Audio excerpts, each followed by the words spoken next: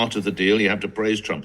But what of his political stance? Seema Syeda is spokesperson for the Stop Trump coalition. What is, I mean, I understand the word stop Trump. In what way do you want to stop Trump? Thank you for coming on the show. Good morning to you.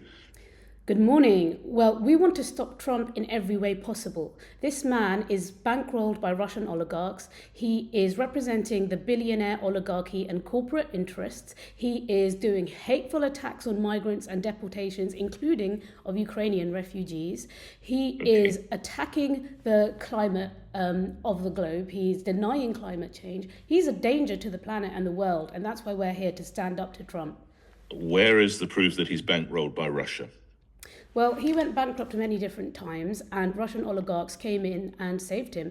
They bought different amounts of his properties at quite high rates and helped him to actually survive financially in the past. And so there are lots of questions about that. But you're not suggesting he's bankrolled currently. You mean in the past he might have been bankrolled by Russian oligarchs. Is that what you're suggesting? Yes. I see. Okay, just to clarify there. Why do you suppose more than 77 million people voted for this man in the United States as recently as November? The key thing to remember is that there is low voter turnout in both the US and Europe. Liberal democracies are crumbling and they're weak. Well, that's more than the entire population of the United Kingdom, of course.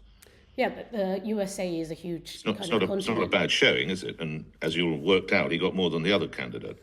He only got slightly more, and the majority of eligible voters didn't actually vote for Trump. But let's talk about the people who did vote for Trump. Now, Trump is using this populist rhetoric, and right now we have a system crisis. There's huge cost of living.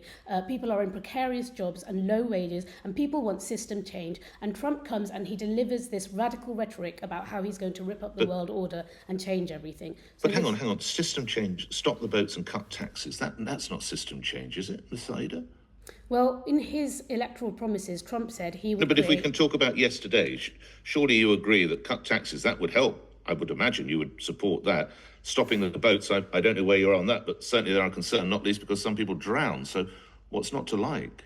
I think for ordinary people, people on low wages, cutting taxes definitely helps them. But it doesn't help if we cut taxes. So you do for agree the with super Donald Trump's rich. idea there? Well, Trump wants to cut taxes for the super rich, and Labour hasn't committed to a wealth tax. No, he doesn't say super. No, he didn't say super rich. I'm sure you heard the clip. He said cut taxes and stop the boats. It wasn't cut taxes for the super rich and stop the boats.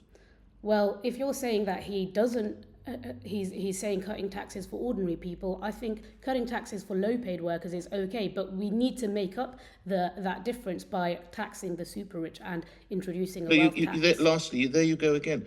Let me read you what he said. Generally speaking, the one who cuts taxes the most, the one who gives you the lowest energy prices, the best kind of energy, the one that keeps you out of wars, keep people safe with money in their pockets, you win elections. There's no mention of super rich there. Well, what Trump says and what he does is different, right? Because he can say lots of populist things that sound great, and that's why people vote for him. But what he actually does is represent corporate interests. And he's trying to get the UK to drop our digital services tax and to lower taxes on big US tech corporations that are avoiding billions of pounds of tax.